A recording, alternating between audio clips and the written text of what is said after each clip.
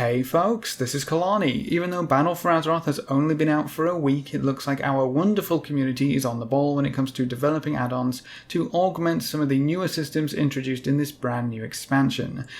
Hey folks, this is Kelani. Even though Battle for Azeroth has only been out for a week, it looks like our wonderful community is on the ball when it comes to developing add-ons to augment some of the newer systems introduced in this brand new expansion. And with everybody and their pet cat asking me what that one add-on is that puts question marks above monsters' heads, well, I guess it's just that time where we look over some must-have add-ons for the expansion to help with our daily checklists and take some of the tediousness out of our gameplay. We'll start with the add-ons which are targeting systems which were introduced in Battle for Azeroth, then move on to some add-ons which are always nice to have and finish up with some of my personal favourites. So let's get started. If you've been playing for any decent length of time this week, chances are you've come across the new scrapping mechanic. It's pretty simple. Throw in gear you don't want to receive raw materials and a chance at the new crafting material Expulsum. It's sort of an upgraded version of the Obliterum Forge, except it didn't cost us tens of thousands of gold to set up, and we don't have any real upgrades for our crafted gear. But you can throw in 9 items at once and have the scrapper work through them, so that's nice.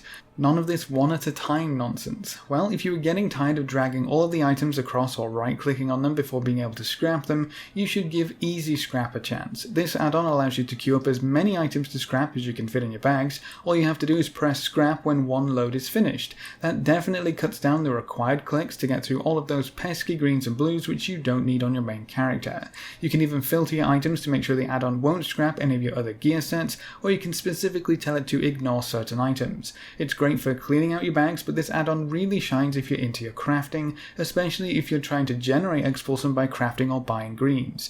I usually craft 100 or so cloth braces at a time because that's the cheapest source of Expulsum for me right now, so not having to right-click on every single one before I can start the scrapper up is definitely a godsend. Give it a try. If you're using the scrapper a lot, it could end up saving you a lot of time. Another new system in Battle for Azeroth is the Azerite armor system, which has replaced quite a few sources of character progression from Legion with a mini talent tree attached to several pieces of gear. You can have a variety of traits attached to different head, shoulder or chest pieces, and you're sure to be hunting for specific ones, especially if you're a DPS. It's a pretty clear-cut decision when it comes down to increasing your damage output for the most part, so being able to quickly and easily see if a piece of gear will have the traits you're going for is going to be important, and that's where AZERITETOOLTIP comes into play.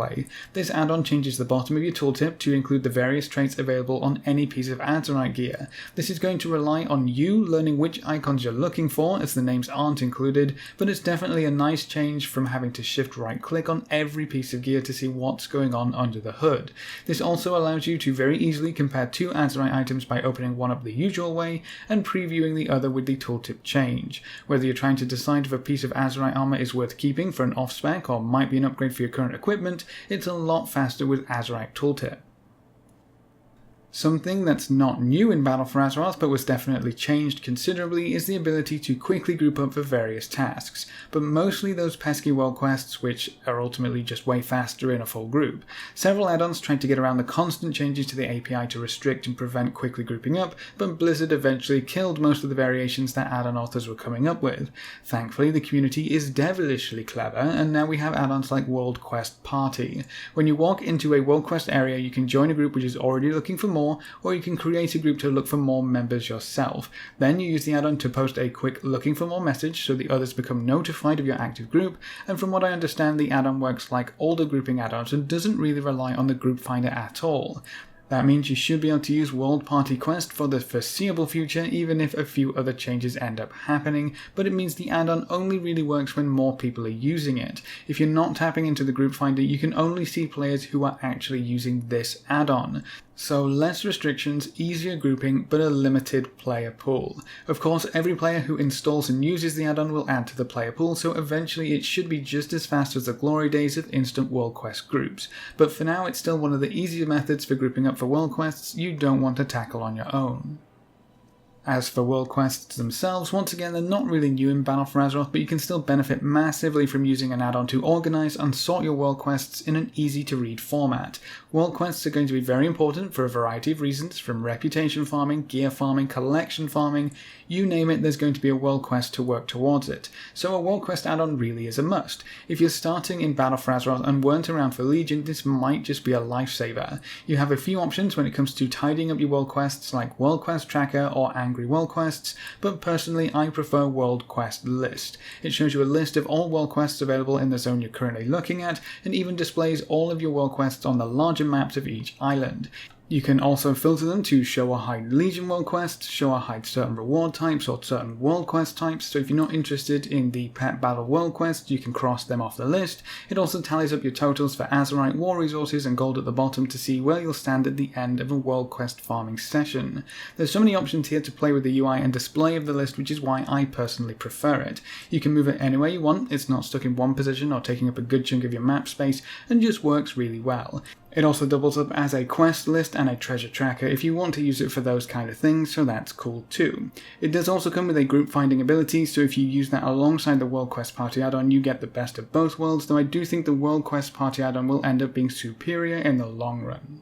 So whether you want to just do your emissary quests, focus on specific reputations, make sure you clear out every single source of Azerite on your map, or just want to know how many world quests you have to slog through for the day, go grab yourself World Quest List. It's going to make the whole process a lot easier. And then we have the good old mission table, which really doesn't seem to be going anywhere anytime soon. This time around we only have a handful of champions and troops to manage, with very few missions coming through each day. But where there's shiny, almost free rewards, you're sure to find an add-on to make things even easier. And those rep missions are definitely worth the effort, if nothing else on this board is, lo and behold, Champion-Commander. It's the same author who did the Warlords mission boards and the Legion mission boards, so of course we need the BFA mission boards to complete the family. Everything works in the same way. It's going to try and give you the best results based on the parameters you give it.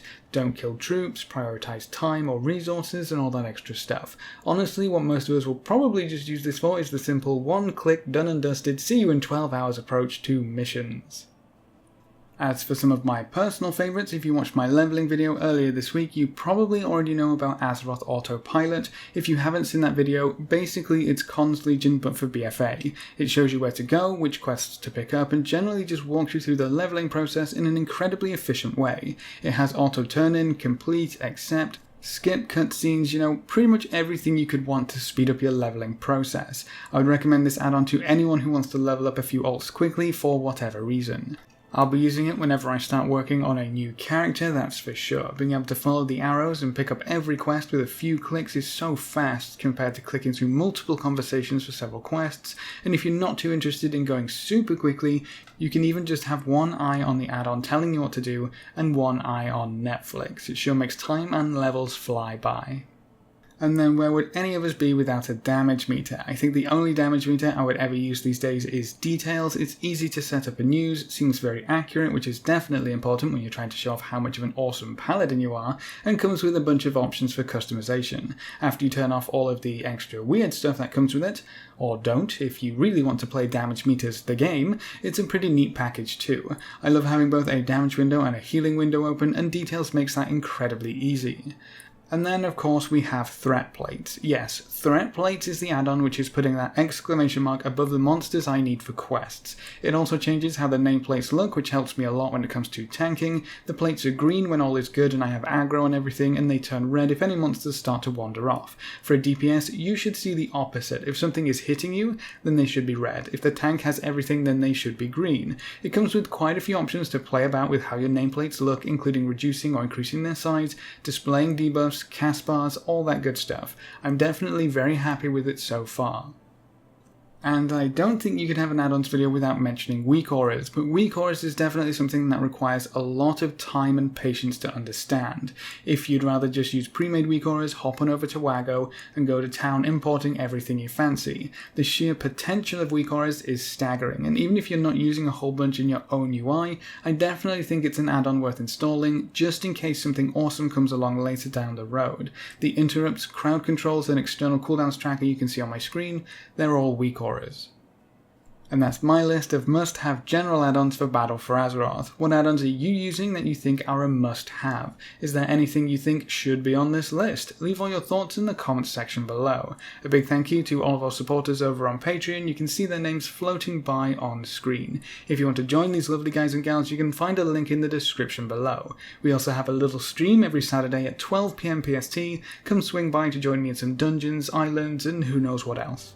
Remember to leave a like just below the video before you leave, and if you want to see more, make sure to subscribe. But apart from that, thanks for watching folks, good luck and have fun, and as always I will see you next time.